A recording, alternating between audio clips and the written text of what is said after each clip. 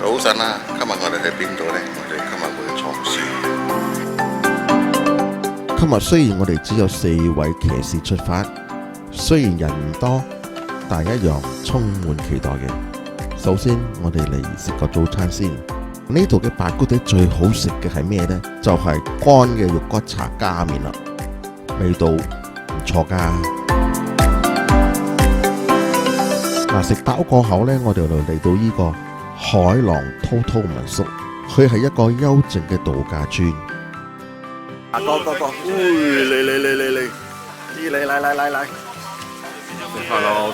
，say hello。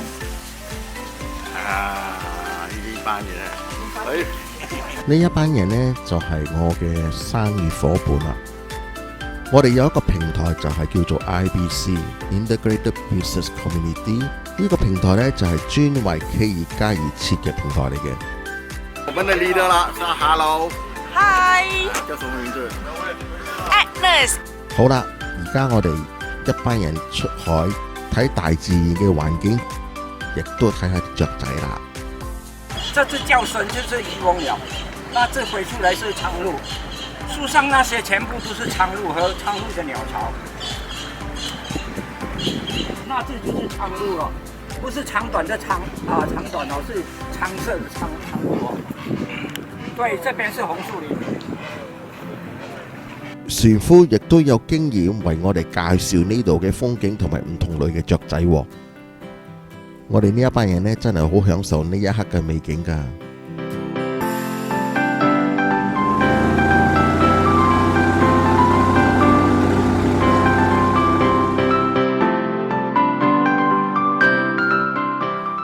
咦？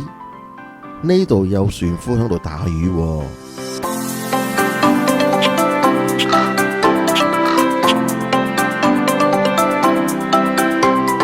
聽船夫講呢，呢度就係以前政府建俾佢哋漁夫捉屎坑嘅，不過可惜而家荒廢咗。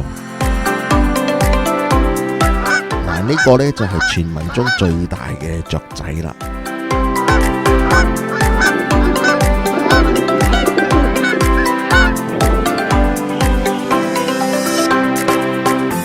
呢度嘅村民同漁夫都係住響呢度嘅。除咗度假村之外呢，呢度仲有好多海鮮餐廳。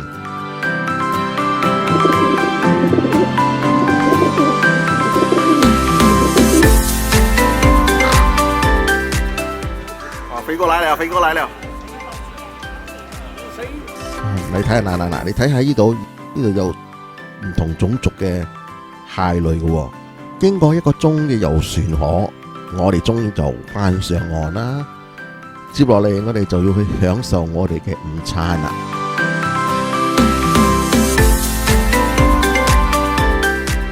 午餐嘅地點呢，就係胡鬚港漁村海鮮酒樓啦。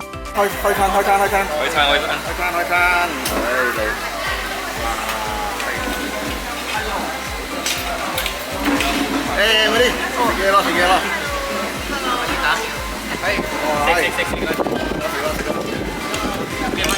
大家食，主要食飯。大家食。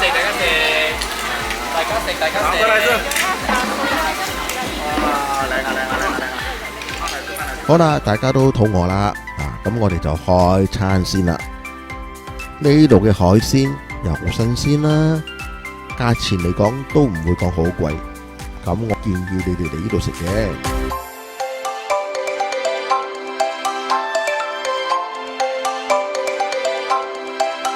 午餐過後，我哋就各自返吉隆坡啦。咁下次再見啦。